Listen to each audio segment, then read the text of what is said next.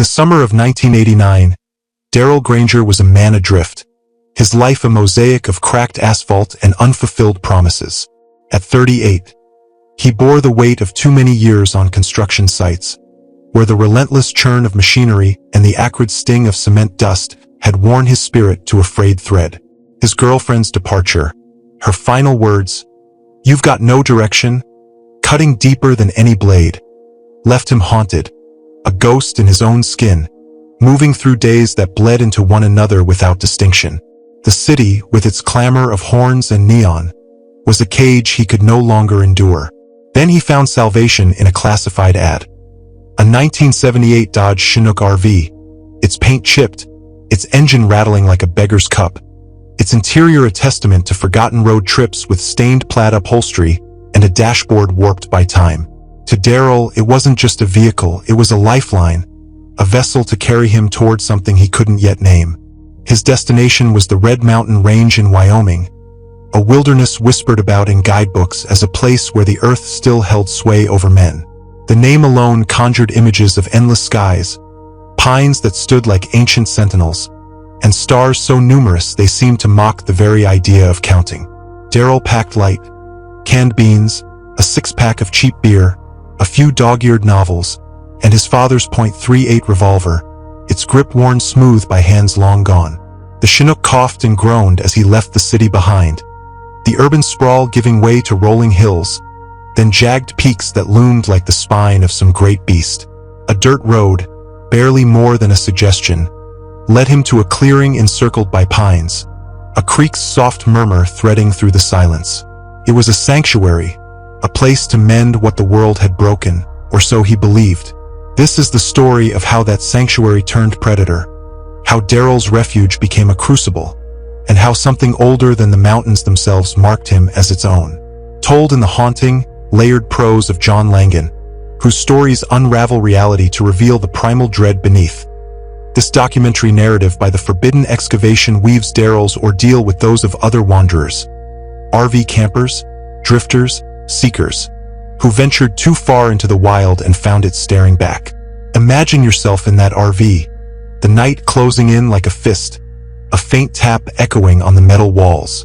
Would you peer into the darkness, flashlight trembling, or bolt the door, praying the shadows pass you by? Would you trust the silence, or hear in it the pulse of something vast, awake, and hungry? Darrell's life on the road was a delicate balance, a dance of routine and freedom that tethered him to the present while letting him forget the past. The Chinook was no luxury liner. Its heater had surrendered to rust, its engine clunked with a rhythm that hinted at imminent betrayal, and its windows rattled in their frames like loose teeth. Yet it was his. The cab was a museum of small relics, a cracked radio that spat static or mournful country ballads, a dashboard cluttered with faded maps, crumpled receipts, and a pine-shaped air freshener long past its prime. The living space was cramped, a fold-out bed that groaned under his weight, a propane stove that hissed like a cornered cat, a sink that dribbled water the color of weak tea. He'd patched leaks with duct tape, reinforced shelves with salvaged wood, and hung a single photo above the bed. A boyhood snapshot of himself fishing with his father, their smiles bright against a lake that no longer existed. Each campsite was a ritual, a claiming of space in a world that owed him nothing. He'd park facing out, a habit born of caution, leveling the RV with stones or boards scavenged from the ground. The generator, when it worked, hummed a low dirge, powering a single bulb that cast more shadow than light. He'd unfold a camp chair, its canvas sagging, and sit with a beer, watching the sky shift from gold to indigo, the pines standing like mourners at a funeral no one attended. Dinner was simple, beans or chili, sometimes spam if he felt indulgent, heated until the can's edges blackened. He ate slowly, savoring the burn of spice against the cool night air, the creek's gurgle a counterpoint to the fire's crackle. His father's revolver stayed close, holstered on his belt or tucked in a drawer, its weight a reminder that solitude, however sweet, was never safe. Mornings were for coffee, brewed in a percolator that rattled like his nerves. He'd sip it black, standing outside, letting the steam curl into air that smelled of resin and earth. The forest was a symphony. Finches darted through branches, their calls sharp as glass. The creek carved its endless path, its stones smoothed by time. Wind sighed through needles, a hymn older than words. Darrell hiked to feel alive, his boots sinking into loam, his breath sinking with the rhythm of his steps. He'd trace deer trails or follow the creek's bend, pausing to skip stones or watch a hawk carve circles in the sky. The revolver was a companion, less for wildlife than for the ghosts of men. Thieves, wanderers, the desperate who roamed where roads forgot to go. The Red Mountain clearing was a revelation, its pines forming a cathedral whose spires touched the stars. The creek was a silver thread, its water so cold it ached in his hands, its surface mirroring clouds that drifted like thoughts he couldn't hold. That first night, he built a fire, its flames painting the Chinook in flickers of gold and shadow. He sat, beer in hand, the silence so complete it felt like a gift. The stars were a tapestry, countless, unblinking, each a story he'd never know. He slept deeply, the RV's windows cracked to let in air that tasted of pine and promise. His dreams untroubled for the first time in years. But the forest was more than scenery. It was a presence, watchful, patient. Darrell's hikes grew bolder, taking him past granite outcrops where moss clung like skin, through fern-choked hollows where light struggled to pierce the canopy. He'd sense shifts, a pause in the birdsong, a stillness that pressed against his chest, then dismissed them, blaming nerves frayed by city ghosts. He'd hum old tunes, fragments of Merle Haggard or Johnny Cash, their melodies filling gaps the silence left. The revolver's grip was a talisman, its heft grounding him when the woods grew too quiet, their vastness a mirror to doubts he'd fled. He was free, yes, but freedom he was learning had eyes of its own. One afternoon, restless after wrestling with the Chinook's engine, a clunk he couldn't silence, Darrell followed a faint trail up a hill. The path was a whisper, roots twisting like veins, ferns brushing his shins with damp fingers. The sun hung high, but the canopy wove a green dusk, the air cool and heavy with the scent of decay. Fallen needles, rotting logs, life turning back to earth. He walked for hours, his mind wandering to his ex, her laugh now a stranger's, to jobs that had chewed him up, to a life that felt like someone else's story. The trail steepened, stones skittering underfoot, until he stumbled into a grove where the air seemed to thicken, the light to falter. There, crouched like a predator, was a cabin. Its wood grayed to ash, its roof sagging under the weight of years, its windows boarded with planks that seemed to groan. Vines snaked over its walls, their leaves unnaturally dark, as if drinking something deeper than rain. The cabin didn't belong, its presence a violation, like a tumor in the forest's heart. Darrell's pulse quickened, curiosity warring with a prickle at his neck, a warning older than reason. He approached, boots crunching needles that swallowed sound, his hand brushing the revolver's grip, a reflex against the unknown. The door hung ajar, a black sliver promising secrets or ruin. Inside, the cabin was a crypt. Dust hung in the air, catching the light in motes that danced like specters.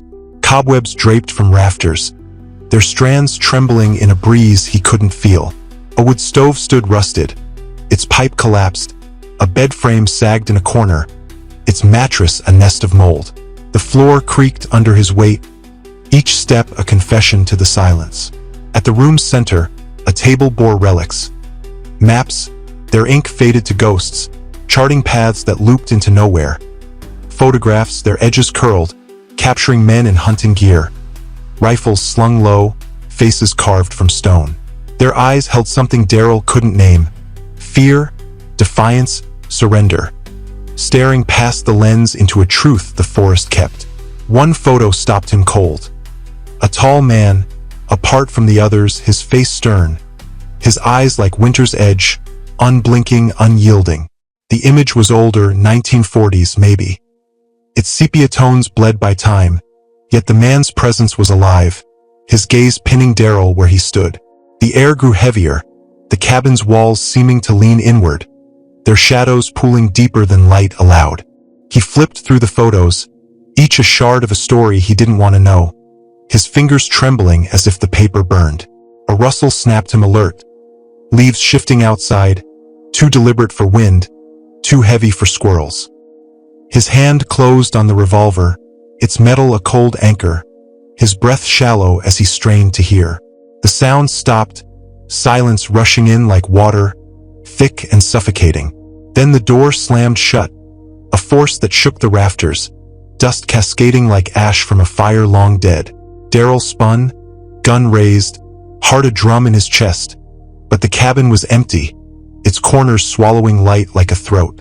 Shadows danced where none should be, their edges too sharp, too fluid. He backed toward the door, eyes darting, sweat beating despite the chill. Yanking it open, he stumbled into daylight, the forest unchanged but sharper, its greens too vivid, its silence a blade held to his throat.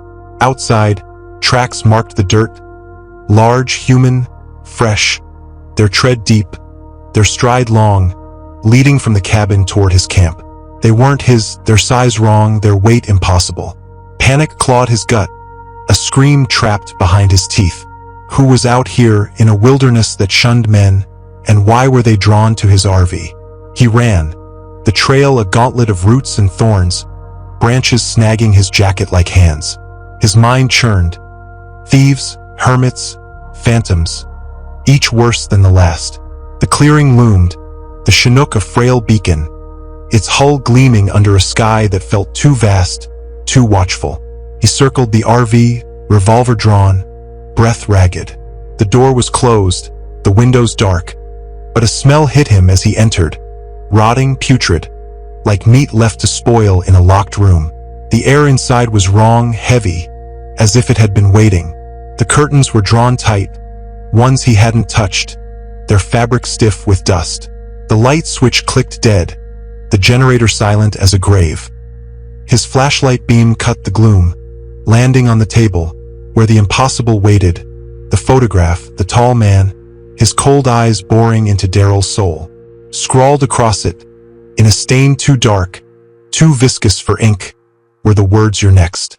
His knees buckled, the world tilting, his mind a riot of questions. How had it gotten here? Who had breached his haven? What wanted him marked? Footsteps broke the spell. Heavy, deliberate, circling the RV like a predator pacing its kill. The beam shook in his hand, the revolver slick with sweat, as the door creaked open, inch by inch, revealing the man from the photo. Tall, gaunt, eyes like voids that drank light, a hunting knife gleaming in his hand, its blade curved like a smile. The air thickened, time slowing, as those eyes met Daryl's, not with hunger but with certainty, as if the end was already written. Daryl fired, the revolver's roar a thunderclap in the Chinook's confines, the muzzle flash searing his vision. 3 shots, chest, shoulder, head, each a plea to a god he'd never trusted. But the man didn't fall, didn't bleed, his eyes locked on Daryl's, daring him to waste another bullet. The knife gleamed, its edge catching the flashlight's beam, a promise of what waited if he stayed. Panic was a living thing, clawing his chest, and Daryl bolted for the rear door, throwing himself into the dusk. He hit the ground hard, dirt grinding into his palms, and ran, pines blurring into a tunnel of green and shadow. The forest was a labyrinth, branches lashing his face, roots snaring his boots. His breath burned, a rasp that drowned the creek's song, his legs screaming as fear drove them beyond breaking. The revolver was a dead weight, its chamber spent, but he clutched it, a talisman against the dark. He didn't look back. Couldn't, fearing those eyes, that knife, the silence louder than pursuit. The sun was gone, the woods a deepening void where stars refused to shine. He tripped, sprawling into needles and loam, the revolver skittering from his grasp. He lay there, gasping, waiting for the blade, the end, the nothing. But nothing came. The forest held its breath, its silence a weight that crushed thought. Daryl crawled to a pine, its bark rough against his back, and waited, revolver reclaimed, its barrel cold against his cheek. Hours passed, or minutes. Time was a lie in that dark. Dawn crept in, gray and reluctant, painting the pines in hues of ash and bone. He staggered to the road, legs numb, eyes darting for shapes that weren't there. A truck rumbled into view, driven by Earl, a rancher with a face like weathered leather, his eyes kind but guarded. Daryl spilled fragments of his tale. Cabin, tracks, knife, his voice cracking, expecting disbelief. Earl nodded, offering a ride to town, his silence a mercy. At a diner, Daryl sat, coffee untouched, its steam curling like ghosts. His hands shook, tracing the mug's rim, his mind a battlefield. Report it, the cops would laugh, or worse, lock him up for raving about phantoms. Go back? The Chinook was his home, but the forest had claimed it, a trophy for whatever stalked him. He paid, left, and drove south. The RV's clunk a mocking heartbeat, the road a ribbon he hoped led to forgetting. But the Red Mountain wasn't done. Weeks later, in a coastal campground, he felt it. A prickle, a gaze from the tree-lean, too steady for wind, too heavy for chance. He locked the door, knife in hand, but the feeling lingered, a shadow that moved when he blinked. Daryl stuck to highways after that, asphalt his shield against forests whose silence screamed. The photograph was burned, its ashes scattered, but your next was a tattoo on his soul, a prophecy he couldn't outrun. The Chinook became a prison, its walls too thin, its windows eyes that saw too much. He slept with the knife, checked locks thrice, and avoided mirrors, fearing those cold eyes staring back. The road, once his salvation, was now a sentence, each mile a step toward a reckoning he felt but couldn't name. Daryl's terror is not his alone. It's a verse in a chorus of dread, sung by others who dared the wilderness and found it wanting. In 1997, Tom Hargrove, a retiree in Maine's northern woods, parked his RV by a stream, craving silence after decades in a printing shop.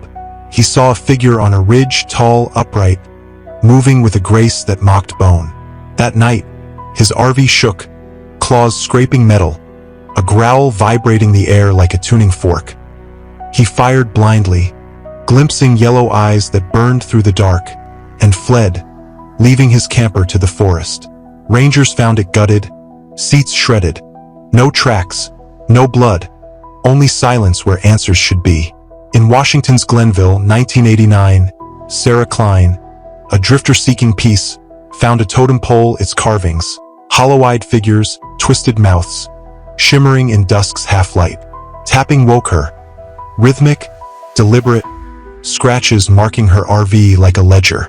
She ran, pursued by a gaunt figure whose laugh was a wound, its steps silent on needles. She escaped, but weeks later, in a diner, she heard it. A tap on the window, no one there. Oregon's Mount Rainier, late August, saw Eli Voss, a loner, uncover a buried body in a cabin, its grave fresh, its face erased. A jerking thing with matted hair chased him, its limbs bending wrong, its eyes waiting at a campground's edge months later, unblinking. Northern Wisconsin, 1990, brought Claire Dunn a knife and cloth by her RV, whispers circling her camp like vultures. She drove off, the knife's weight a chain, its stain. Not blood, not rust, defying reason.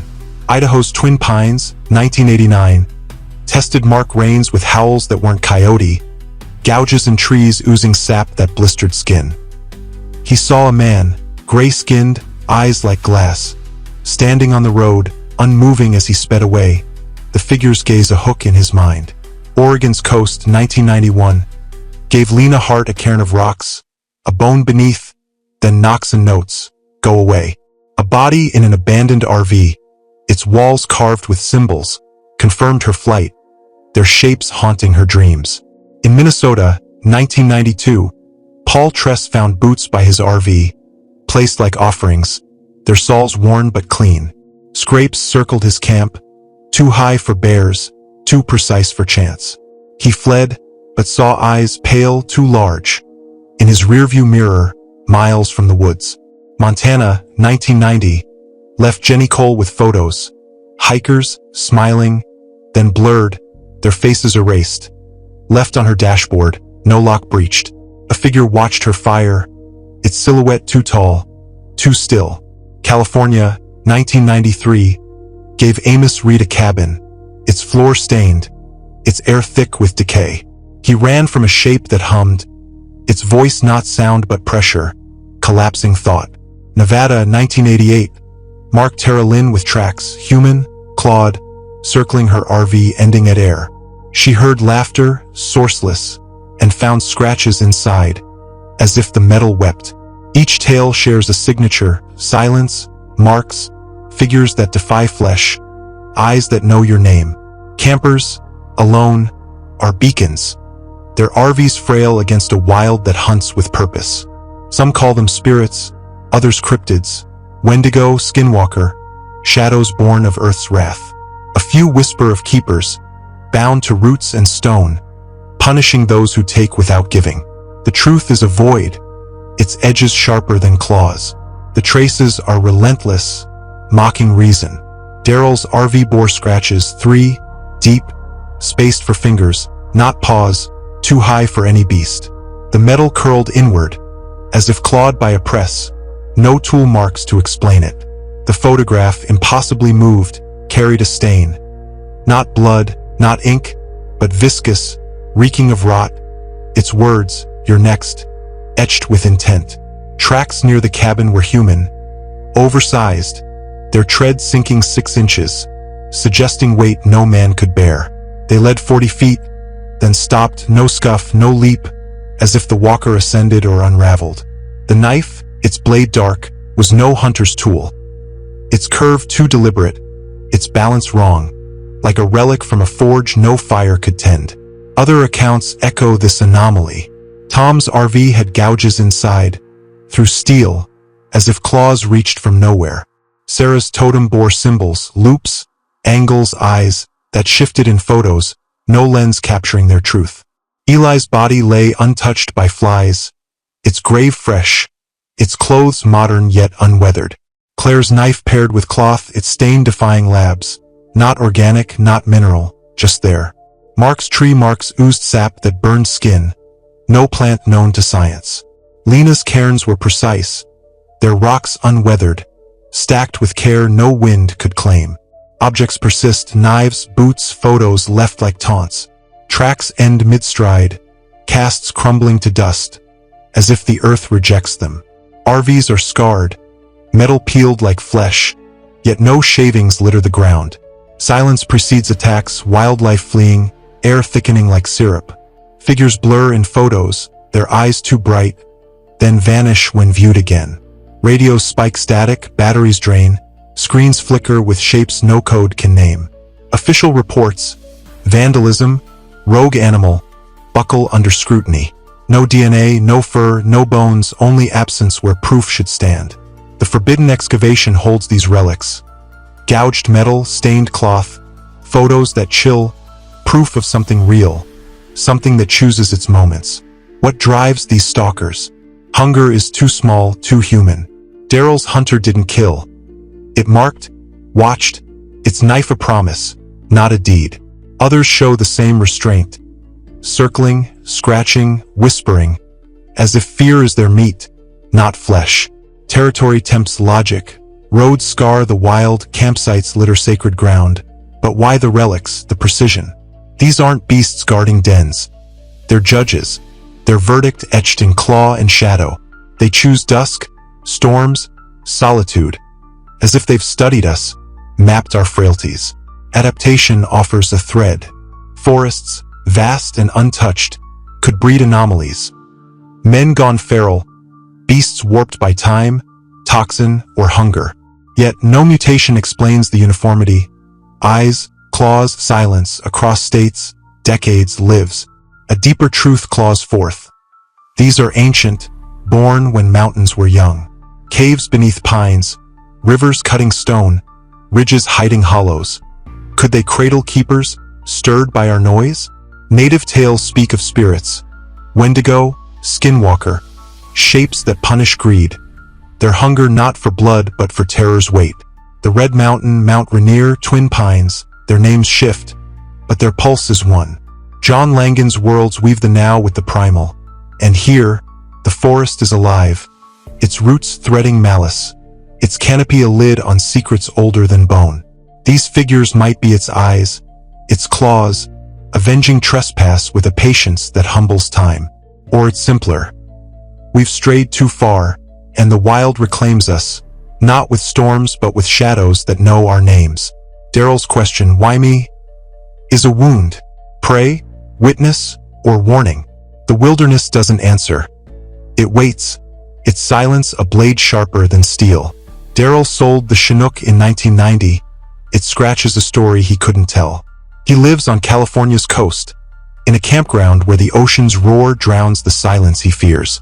A mechanic now, he fixes engines with hands that shake when dusk falls. Their tremors a map of nights he can't forget. The photograph is ash, but your next is a pulse in his dreams, a whisper in quiet moments. Forests are forbidden, they're green, a gate to hell. He locks doors thrice, keeps a knife close, and avoids mirrors, fearing those eyes, cold, vast, waiting. Others bear similar scars. Tom drinks to blur yellow eyes. Sarah sketches totems that bleed in sleep. Eli flinches at shadows. Claire grips her knife like a rosary. They've traded RVs for walls, roads for routine, but the wild clings. A scent of pine, a tap in the wind, a gaze no light burns away. The Red Mountain is gated, its trails erased, its name a curse in diners. Missing campers, 7 in 1990, for in 1994, leave gear arranged like altars, no bodies found. The wilderness keeps its own, its ledger written in absence. The Red Mountain Range is a siren, its pines promising peace, its stars a map to nowhere. But sirens drown. Beneath the needles, beyond the trails, something watches, its eyes older than stone.